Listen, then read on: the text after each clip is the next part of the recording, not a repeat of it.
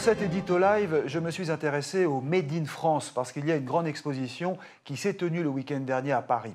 Quand on parle de production française, on pense aux chaussettes, aux pulls bretons, aux planches à voile, au miel ou aux biscuits normands. Mais l'on oublie les grands acteurs de la sécurité qui participent au continuum. Et c'est d'ailleurs un secteur qui a su se protéger pour assurer la souveraineté de la France dans ce domaine. Et je dis bravo.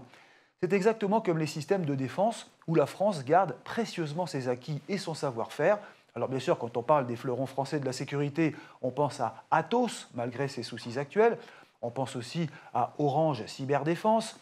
On pense à Capgemini, Steria, dont les salariés ont la majorité du capital, et aussi à Thales ou Airbus Défense. Et je n'oublie pas des sous-traitants et des PME qui œuvrent chaque jour au développement des nouvelles technologies de surveillance. Seulement voilà, le coût plus élevé des matériels français reste un vrai obstacle à leur développement.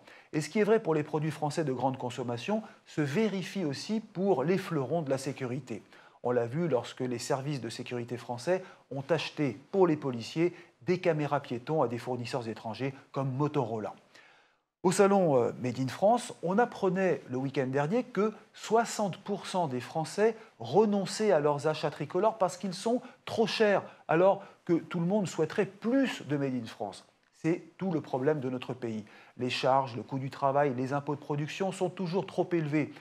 Voilà un pays qui a toutes les compétences, mais qui reste historiquement un bien mauvais vendeur, ce qui explique le déclin de notre industrie. Et je termine par un chiffre.